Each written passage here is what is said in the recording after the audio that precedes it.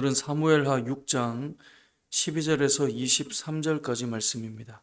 우리는 다윗의 믿음의 모습을 볼 때마다 참 멋진 믿음을 가졌다, 이런 생각들을 하게 되는데요.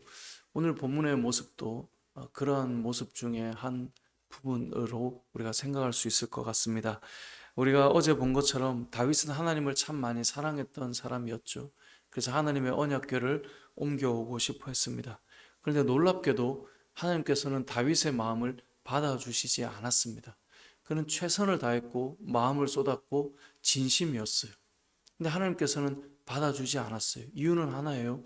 하나님의 방법대로 하지 않았다라는 거예요. 우리는 늘 그런 생각을 합니다. 어찌됐건 내 마음이 이 정도인데 받아줘야지. 아니, 내가 이렇게 생각해주면 그래도 내 마음은 안 상하게 해야 되는 것 아니야? 이게 우리의 보통 마음입니다. 하나님의 뜻이 무엇이냐보다 내 마음이 정성이 들어가면 그게 귀한 거죠. 그게 우리는 늘 신앙이라고 생각합니다. 야, 저 모습 봐. 얼마나 귀해. 그런데 그 모습의 그 방법이나 하는 모양은 하나님이 기뻐하지 않을 것 같은 그런 모습이어도 상관없어요. 왜냐하면 그 아이의, 그 사람의, 그 어른의 그 모습이 귀하니까. 그거면 됐다라고 생각하죠. 근데 오늘 본문의 다윗은 우리가 어제 보았던 것처럼 하나님께서는 받아주시지 않았어요. 그래서 다윗의 마음이 어땠어요? 분하였다라고 표현하고 있잖아요. 다윗은 분노했어요. 화가 났어요. 그게 8절 말씀이었어요. 여호와께서 우사를 치심으로 다윗이 분하여서 그곳을 베레스 우사라 불렀죠. 다윗은 기분이 많이 나빴단 말이죠. 내가 이 정도로 하나님 앞에 마음을 쏟았는데 세수레를 취했고 다시 군사들을 3만이나 모았고 그리고 수많은 악기를 동원했고 이 정도로 했는데 어떻게 하나님께서 이러실 수 있는가? 우리가 거기까지 봤죠. 근데 그 다음이 중요해요. 우리도 주님 앞에 헌신하고 살아가고 마음을 쏟고 살아갈 때가 있어요. 그런데 하나님께서 또는 때로는 어떤 사람들이 나를 그만큼 높여주지 않고 내가 그만큼 인정받지 못하고 그런 상황이 되지 않으면 화가 난단 말이에요. 근데 그 다음이 문제라는 거죠. 오늘 본문에 보면 그 상황 속에서 다윗이 어떤 이야기를 듣습니까? 하나님의 궤가 들어간 그곳에는 여전히 하나님의 은혜와 복이 흐르고 있다라는 소식을 듣게 되죠. 그런 때 다윗은 어떤 생각을 합니까? 보통 사람들은요, 화가 한번 나면, 분이 한번 나면 내가 이만큼 쏟았는데 라는 것이 더 크기 때문에 하나님의 마음, 하나님의 방법보다 내 마음이 더 중요하단 말이에요. 그런데 다윗은 다시 하나님의 궤를 가져와야겠다라고 결심하게 돼요. 그리고 어떻게 합니까? 자기의 고집대로 똑같이 내 마음대로 하는 것이 아니라 하나님의 방법대로 방법을 바꿔놓습니다.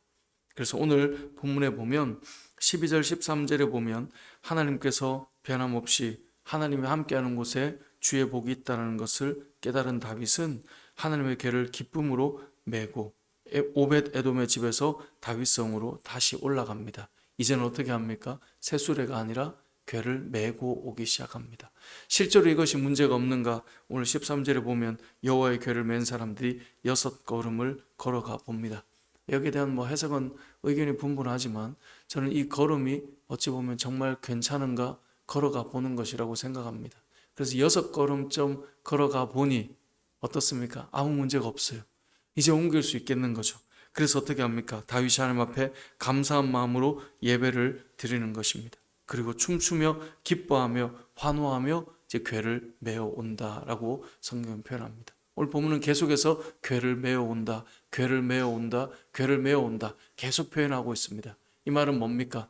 화가 나고 분이 일어났던 다윗이 하나님의 뜻과 하나님의 방법대로 다시 시작하고 있는 것입니다. 여러분, 신앙생활을 하면서요, 우리가 마음이 상할 때가 있고 기분이 안 좋을 때가 있고 화가 날 때가 있습니다. 다윗처럼 분노가 일어날 때가 있습니다.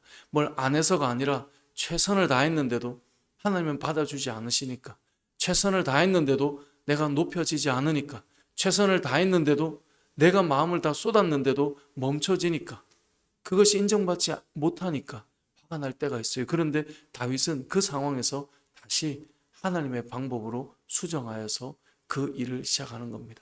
다시 언약궤를 메고 오는 것이죠. 우리가 신앙생활할 때 꼭 기억해야 합니다.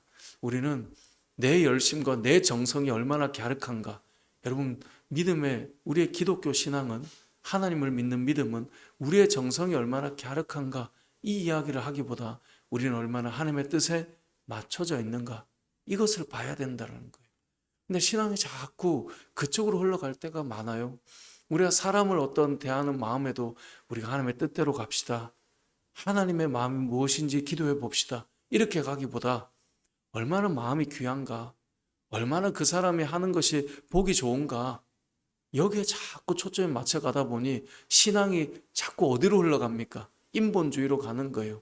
그래서 하나님의 뜻과 하나님의 마음이 아니라 결국은 우리의 마음이 더 중요해져 있는 것이죠.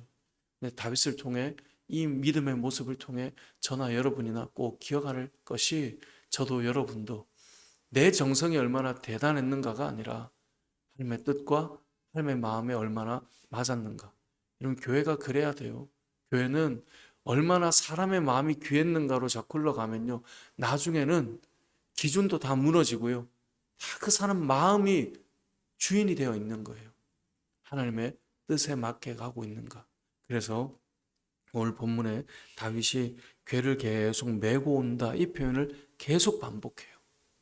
그 모습이 얼마나 하나님의 뜻인가를 우리에게 보여주고 있는 것인데요, 하나님의 뜻 가운데 저도 여러분들도 살아가고 교회도 이게 하나님의 뜻인가, 이것이 우리가 더 소중하게 봐야 될 부분이다 라고 하는 것을 기억해야 될 것입니다. 그래서 우리는 기도해야 되고, 그래서 우리는 말씀 앞에 서는 것입니다. 과연 이게 맞는가? 이게 하나님의 뜻인가? 두 번째로, 오늘 이 다윗이 너무나 기뻐하고 즐거워하며 하나님의 궤가 들어올 때 온 백성을 축복해요. 너무나 기쁘니까 얼마나 감사한 일이에요. 교회가 함께 모여 기쁨이 있을 때 서로가 축복하지 않습니까? 어제도 우리 이 어버이날 행사라고 우리가 함께 모여서 밖에 나갔을 때, 우리가 서로를 위해 기도할 때 서로를 축복하고 하나님 앞에서 감사한 마음 가지잖아요. 주일날도 함께 모여서 전교인이 야유회를 가서 이렇게 좋은 시간들을 보낼 때 또 서로들이 축복하지 않습니까? 오늘 본문의 다윗도 너무나 기뻐하며 춤추며 하나님을 맞이하며 축복하는 시간을 가져요. 그래서 18절 이하에 보면 다윗이 번제와 화목제 드리기를 마치고 만군의 여호와 이름으로 백성에게 축복합니다. 모든 백성들에게 축복하고 떡을 나누고 기쁨을 나누게 되죠. 자, 그렇게 하고 돌아왔는데, 이제 돌아와서 가정을 축복하기 위해 돌아왔는데요, 20절, 다윗이 자기의 가족에게 축복하러 돌아오매 사울의 딸 미갈이 나와서 다윗을 맞이합니다. 미갈은 다윗의 아내죠. 맞이하는데 뭐라고 말합니까? 왕이 아무리 기뻐도 그렇지 채통을 지켜야지, 사람들 앞에 춤추고 뛰노는 그 모습이 너무나 경박해 보였다라고 이야기하는 거예요. 여러분, 우리가 하나님 앞에 예배할 때 때로는 뛰고 기뻐하고 춤추고 일어서서 찬양하고 때로는 감사하고 감격하는데, 남들이 볼 때 아이 채통 좀 지켜 라고 하는 그 모습이 지금 다윗에게 나온 것이죠. 그런데 다윗이 이렇게 미갈이 말할 때 뭐라고 표현합니까? 나는 하나님 앞에 더더욱 뛰놀 거라고. 그게 21절이에요. 여호와께서 우리에게 주신 은혜가 있는데 내가 여호와 앞에서 더 뛰놀 것이다. 그런데 22절에 이렇게 표현해요. 내가 이보다 더 낮아져서 스스로 천하게 보여도 너가 말한 계집종에게는 내가 높임을 받을 것이다. 내가 당신이 볼 때 아무리 하나님 앞에 뛰노는 모습이 천하게 보여도 나를 이렇게 표현하는 너보다는 낮아지지 않는다는 거예요. 너보다는 하나님께서 나를 높일 것이다 라고 말하고 있는 것입니다. 여러분, 우리가 신앙생활을 할 때요, 하나님 앞에 순수함으로 나아갈 때요, 누군가는 그 모습을 보고 이런저런 판단을 해요. 그런데 다윗이 한 고백이 저는 우리에게 동일하게 이루어진다고 믿어요. 우리가 남들 볼 때 그 채통을 지켜라, 뭐 남들 눈에 보기 좋게 만들어라, 그렇게 꼭 가는 분들이 있어요. 그분이 하나님 앞에 진심일 수 있을까요? 사람들의 눈을 보면서 의식하면서 내가 이 정도인데 라고 생각하는 사람들, 여러분, 그 사람들보다 우리가 비록 낮고 정말 뛰노는 모습이 어린아이 같아도요, 하나님께서 훨씬 더 높이실 거예요. 결국 하나님께서는 하나님을 예배하는 다윗을 하나님의 마음에 합한 자라 부르셨고요, 그를 누구보다 높이 세워주셨어요. 우리가 하나님 앞에 진심으로 마음을 다해 예배하고 찬양하고 기뻐할 때 때로는 어떤 세상적인 채통과 체면이 무너져 있는 것처럼 혹 누구의 눈에 보여질지 몰라도 그렇게 표현하는 사람보다 여러분들을 더 세우실 것이고, 그렇게 예배하는 자를 훨씬 더 기뻐하실 것이며 부끄럽지 않게 만들어 가실 것입니다. 그것이 다윗을 세우셨던 하나님의 모습이었고, 이 땅을 살아가는 믿음의 사람들을 하나님께서 세워가시는 방법인 것입니다.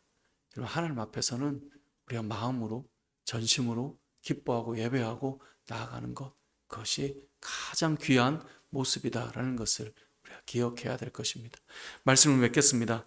오늘 본문에서 우리는 두 가지를 기억하면 좋겠습니다. 다윗은 다시 하나님의 궤를 옮겨오기 시작합니다. 사람은요, 분하여지고 기분이 나쁘면, 내 진심이 통하지 않으면 거기까지 그만해. 이게 보통 사람들의 마음이에요. 그런데 다윗은 분하였고 멈췄는데요, 다시 시작해요. 어떻게 해요? 하나님의 뜻으로, 하나님의 방법으로. 그럼 우리 역시 마찬가지입니다. 내 마음의 정성보다 더 중요한 것은 하나님의 뜻과 하나님의 방법으로 가고 있는가. 그럼 그것을 기억하셔서 우리가 뭔가 무너졌다 할지라도 다시 시작해야죠. 주님의 뜻을 따라서. 두 번째는 우리가 그 가운데 기뻐하고 즐거워하며 나아갈 때 누군가는 그 모습을 여러분을 판단한다 해도, 저와 여러분을 판단한다 해도 하나님께서 판단하는 그들보다 여러분을 훨씬 더 높이실 것입니다. 하나님을 사랑하는 자를 하나님은 사랑하시고, 하나님을 높이는 자를 하나님은 높이실 것입니다. 그 은혜가 예배하고 기뻐하는 저와 여러분에게 동일하게 임하고 부어지는 은혜가 있으시길 주님의 이름으로 축복합니다. 아멘.